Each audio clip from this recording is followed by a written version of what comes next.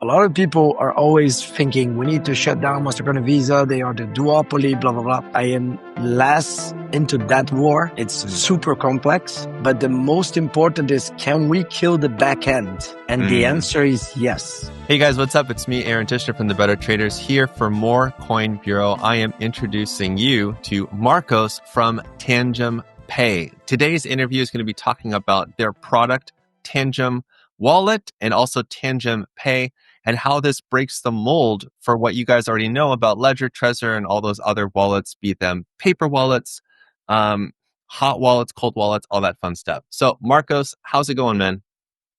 Very good. Well, Aaron, thank you. Thank you for the invitation. Hi, everyone. Great to be here. So, before I just give you my onslaught of prepared questions, I think it's fair for you just to share a little bit about yourself first, your journey in crypto, and what brought you to this point here at Tangem. I'm not one of those guys that have stories around 2010, Bitcoin.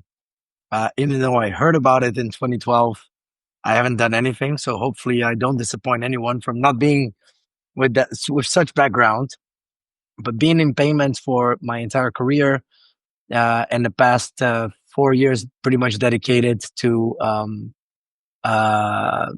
on-chain payments. And I was previous to this story, I was the co-founder of Gnosis Pay, the first DeFi payment card out there.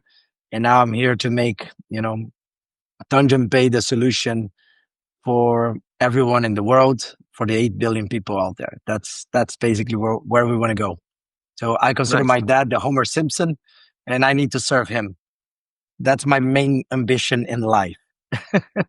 Okay, sure, man. Are you a big fan of The Simpsons? Oh, definitely. Okay, wait. So are you a Simpsons guy or a Family Guy guy? Ooh, that's a tough one. I think I'm gonna stick with the Homer Simpson. It's solid. It's good. It's probably when I was younger. I'm an old guy. I still have that white beard. So yeah. It reminds me of the good old days. I can hide it. So bridging from Homer to Tangem, I think one thing that's really interesting that you mentioned before, trust me, there is a segue coming. The thing that we mentioned before the call is how you've likened Tangem to a crypto Trojan horse, in that it's secretly sneaking in TradFI into crypto, but it's also going to be onboarding not just crypto people, but also TradFI to participate in crypto. Can you talk a little bit about that? Definitely. So maybe one thing about myself is that for the past 10 years, I've been fighting inefficiency in money movement in general. So I helped creating or advising on regulations and MasterCard and Visa, creating rules in the payment network, introducing security mechanisms for many years of my career. And what you learn developing businesses in multiple countries is that everybody pretty much suffers from the same problem. You have a 2030 technology, which is, my iPhone probably will be available in its full potential in 2030, having to connect to a 1950s technology, which is essentially mainframe and COBOL from payments. And 94% of all transactions, credit transactions in the world, still touch a mainframe system. So that means in order for that to happen, you need to connect to multiple aggregators. So a lot of people are always thinking we need to shut down Mastercard and Visa. They are the duopoly, blah, blah, blah. I am less into that war. I think making sure that you have a network that is available in 200 countries, working exactly the same, in milliseconds, authorizing funds from, Kuwaiti to go to the US or from Argentina in Japan. It's super complex, but the most important is, can we kill the back end? And the answer is yes. And the way we have created our product and the way we're integrated in TradFI is just a matter of time, not a matter of how anymore. It's already intertwined. we have a card. This card is essentially, functions with a 1234 password. Please don't share with anyone my password. And basically I can tap and stables get out of my DeFi account or my self-custodian account and goes into the Visa network, and it actually settled in stable to Visa. And the next stage is Visa just passing the stables to merchants, which right now is not happening, but eventually will happen. So then again, if everybody's adopting this new ledger mechanism and instrument of payment, we can actually start realistically getting out of this multi-integration layer. And maybe just another curiosity, you can easily have 15 parties between the issuer or the buyer and the seller. Yeah. And that is why you have that 2-3% in between, because everybody needs to be paid. Yep. And that includes 15 basis points for Apple Pay, which is insane. Yeah. So it doesn't, like, we need to make it better. And the only way to make it better is if we can start using a different backend. Blockchain is already the solution. It's proven to be the solution. It's big, robust all over, is composable. And yeah, so I don't want to extend too long, but I think that's the story, how we can actually go after the TradFi. Tangem has this simplicity to onboard, and with the same behavior, just a simple card in the hand, they can use it in the day-to-day. And that's pretty much it. Yeah, that's fantastic. So I'm an expat. So I'm an American living in Japan. So I'm dealing with the currencies, and whenever I want to change money over, I'm paying a middleman all the time. It would be so much nicer to have everything just using a Tangem wallet. So I'd just be using crypto instead to do all my payments, or if I want to pay in dollars while I'm traveling in Japan, or if I'm traveling to another Southeastern Asian country, I could do that. But it sounds like it's not there yet. Do you guys have merchants that actually support it? Because you threw out Visa, which is a huge name. So you're partnered a little bit with Visa, but are merchants able to settle using the Tangem wallet? If I were to go downtown to Shibuya tomorrow, could I use the Tangem wallet to make a payment? 100%. In fact, specifically in Japan, we have that. So the answer is yes. So you can now have a dollar account in USDC, and you can just go Shibuya, party, and then pay, with the Tangem card. And that's not only there, but also if you go to Cambodia, if you go to Vietnam, if you go to Singapore, if you go to anywhere in Europe, you can actually do this. And so Visa is helping with the FX. Yes, Visa is helping with the FX. But apart from that, is essentially one-to-one cost. So meaning you don't have additional gas fees, you don't have anything on top of it, markups on top of it. So just the Visa FX price against Japanese yen, and but it would be a lot cheaper than doing the traditional finance with any of your American cards. Yeah, trust me, I know. I mean, I pay foreign transaction fees all the time. Well, my wife does, and I say, stop using the US credit card on stuff here. Even though the exchange rate is weak, it's still like, we're getting dinged every single time. Stop. Can you tell me a little bit more about how this actually works? Because I hear what you're saying. It makes sense. I get the idea of how you use it, but in the back end, how are you keeping the fees so low if you're using crypto? Because not all crypto networks are the same. We know that in NFT euphoria back in 2020 and 2021, any transactions on Ethereum costed well over $50 to $100. So I imagine you guys are using some sort of layer 2 to do this, but how are you settling things in the backside? Correct. So let's zoom in the back. The card is pretty much similar to a regular payment card. There's not much secret. What happens is that once it reaches the processor on the issuance side, meaning the party that verifies if you have funds in your account, instead of actually going into the traditional ledger to check if you have a fiat balance, we have basically this bridge into the blockchain level, and we verify real time if you have stables in your spending account. If you do have the stable that is compatible to your account, then it says, okay, good to go. It blocks that stable because of your command, and your command is basically given on the 1234 password. It was, or whatever password you want to set up. Yep. And then we basically help you behind the scenes with the technology or the smart contracts to ensure that this fund goes to Visa. And so you don't need to do double authorizations, double certifications. As long as you have funds in your spending account, is the same as having a checking account in a bank.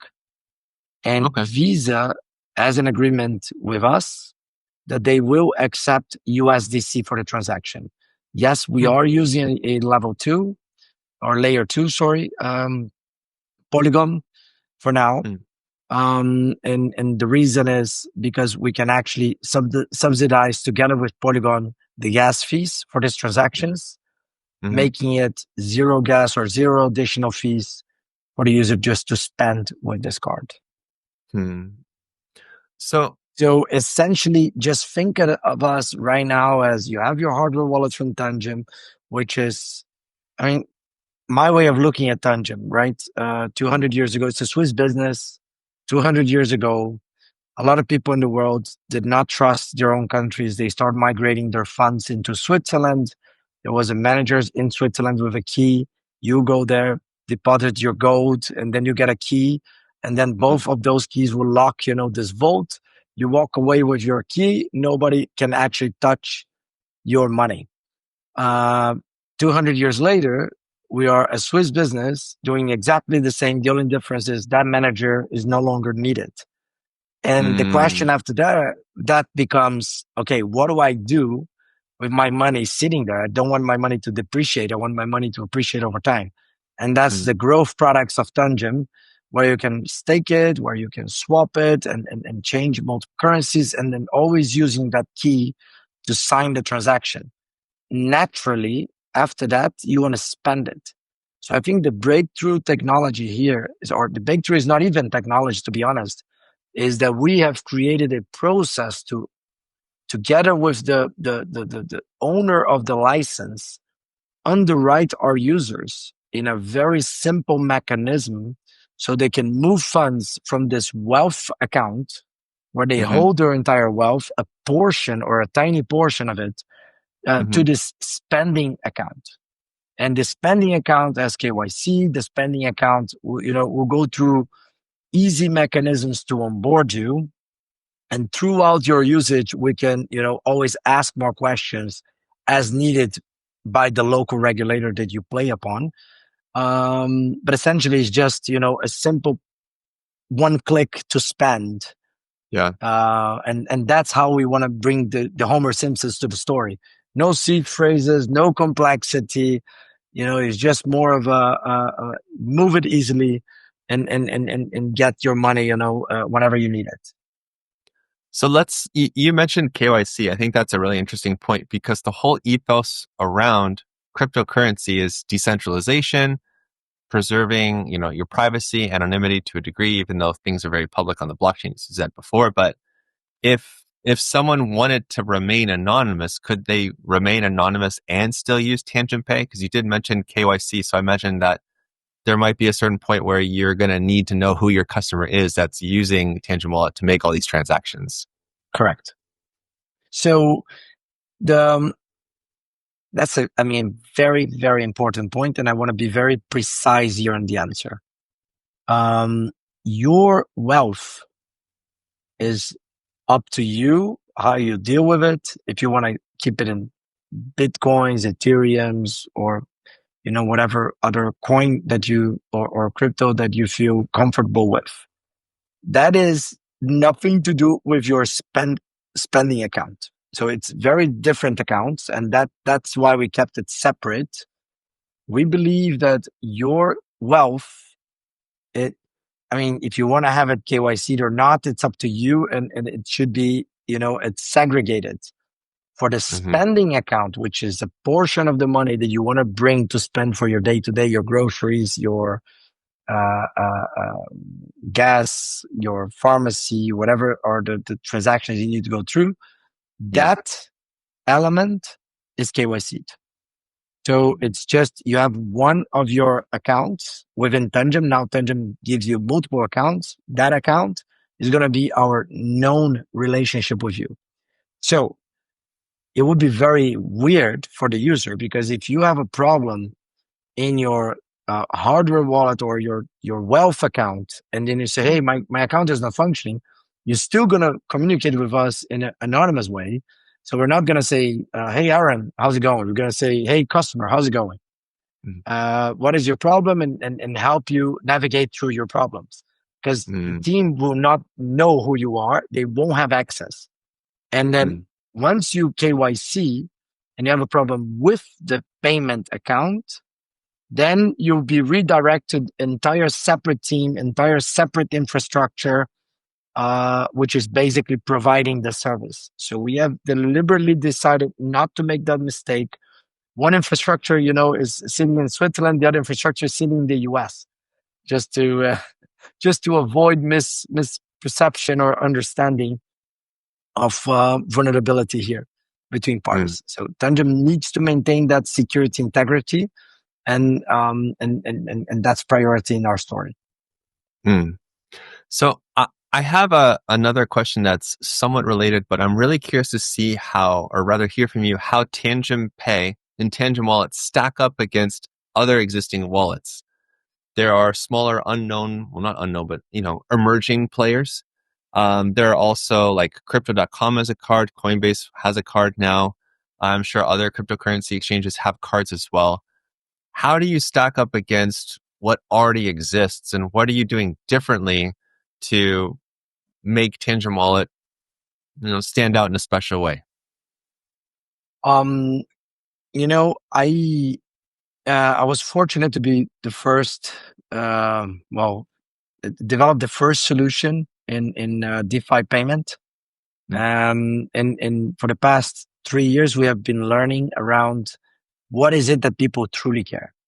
Cashbacks are important. Points and loyalty points are important. Subscription is important. Funny giveaways is super important. But what people truly have problems with is going from their total wealth to spending. Because at the end of the day, all these providers, they're bringing old-fashioned compliance officers to deal with this. And these guys are trying to apply rules they have learned from the past 20 years, 30 years in traditional DeFi world, which is way different. It's completely different backend, completely different infrastructure, to understand customer behavior. They still use even same questions. And if you don't follow those questions, you cannot go to the next layer of questions. So I think the first big breakthrough is nothing to do with tech. Is with the process that in 3 minutes, you can go through this KYC, you can actually start using the card, and you can start moving funds. And once you use the funds, we can actually learn more about you, and we can monitor to see how do we basically enable more products and more things. So our card can do $50,000 a day, $10 million a year limit. So I can pretty much serve from regulars, that earn minimum wage all the way to pretty substantial players.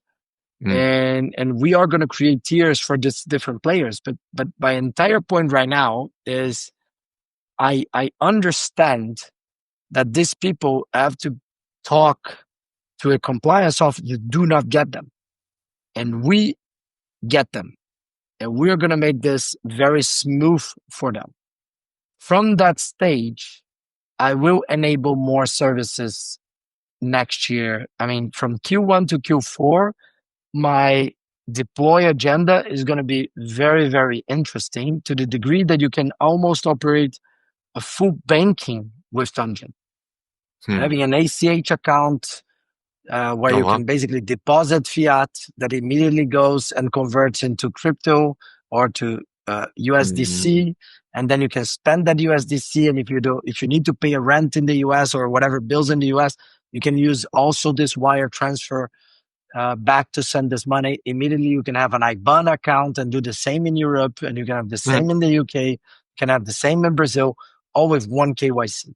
I give you a global account perspective from one KYC, one monitoring, one everything.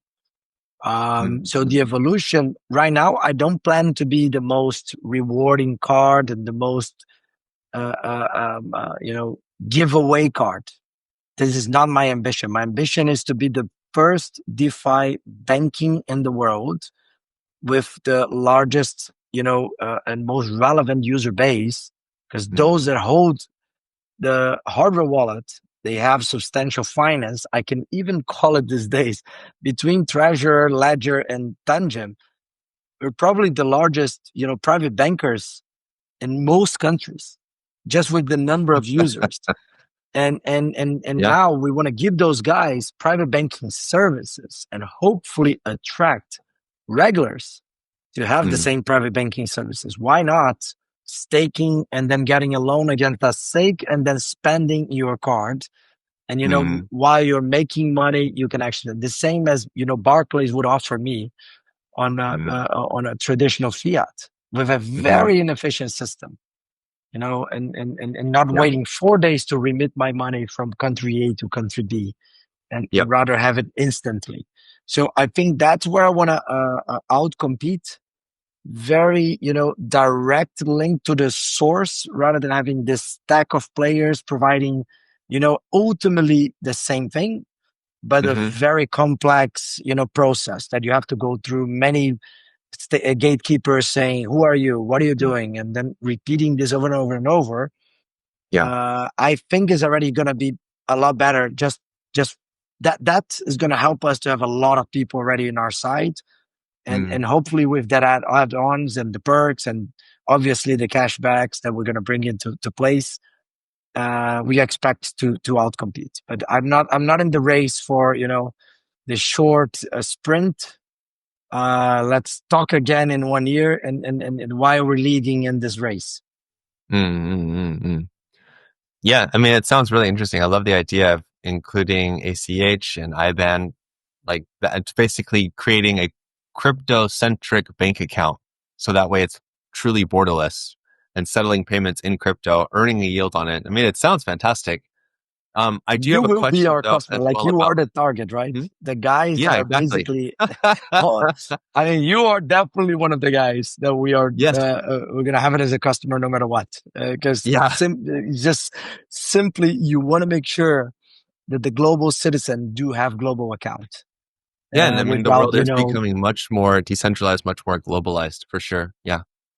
yes. So I had a question as well about like your partners. So I know that you guys are working closely with Visa. Is it an exclusive partnership? Because as we know, banking regulations can change. We saw weird stuff happen in Canada about 2 years ago with the truckers and all that fun stuff because people's banks were basically shut down or like their checking accounts were closed because of their political views and things like that. Um, if we're talking about crypto, which is supposed to be not necessarily an anarchy, but at least having freedom in that way, is there any risk of your relationship with Visa being strained because your clientele are crypto based people, because your clientele are global people like I am expats, but they don't have that traditional background that most people would that banks might feel more accustomed to working with? So it's funny that you said that because normally Um, I think that's the number one question I always get. Will this be shut down at any point? Are you guys doing something that, is shaking the industry? On the eyes of Visa, I'm just another card issuer. On the eyes Mm, of regulation, we are fully compliant and we're obeying the local laws which we're abide to in Puerto Rico. which is where our bin sponsor is coming from. So for them to shut this down, it's exactly the same as a fiat program. So unless we're allowing bad people or incorrect users to be in the network, or bad money or money that touched, child pornography, political influence person, illegal guns or human trafficking. Like if we touch those zones, then definitely we can be shut down. But we are like, I think people are going to be surprised. I consider, and I've seen enough. I mean, we don't have time to share how much I've seen of the world based on my previous experience. But I've seen enough of backends from, Indonesia, Philippines, Japan, US, multiple states, and in Europe and Latam, to know that we have the most advanced monitoring, transaction monitoring system, where we are gonna enable, this fraud prevention in a much smarter way. It's not by saying no to people that you're going to prevent fraud, but understanding usage that you prevent fraud. And the question is, how fast can you catch? And we can catch pretty fast. So I think, and those that we don't, they are, hopefully so sophisticated that helps us to evolve our own backend. And I think from a regulatory perspective, that's the type of people they want to have it in the financial world. They want people like us enabling the economy to grow, but ensuring that you're gatekeeping. And I think that I am up for it. That I love it, that challenge. Yeah. Well, Marcos, this has been a really, really amazing conversation with you. Again, I really didn't know that much about what you guys do. I told you to begin with, and I'd rather keep it that way, because that way the questions I'm asking are truly genuine, because I am curious. So where can we go to check out Tangem Pay? I already have the website queued up, but go ahead and share your details with us. Yes, please subscribe to the waiting list. We are finishing the beta transactions now. We have a bunch of cards. We tested in Japan, so you are covered. We did have some bugs, but they are fixed, and they were last week bugs, so it's already done. But please join the waiting list. We're gonna start, releasing more and more cards from that waiting list. The numbers are piling up like crazy. We passed already 50,000. So I expect this to go, even further. The more I'm talking about this, the more this list keeps growing. So I need to accelerate, or maybe stop talking. But yeah, I expect this to be a cool product, because I definitely want to make it better. Dude, are you kidding? The comment section always lets us know what we could do better next time. But seriously, if you guys do have questions that you feel like I failed to ask Marcos, let us know down below in the comment section. That'd be fantastic. Marcos, thank you again so much for taking some time out to talk to me and the More Coin Bureau audience. And you guys know what to do. Until the next time, stay awesome and stay in the green. Peace. All right. Thanks, everyone. Have a great day. Thanks, Aaron. Much appreciated.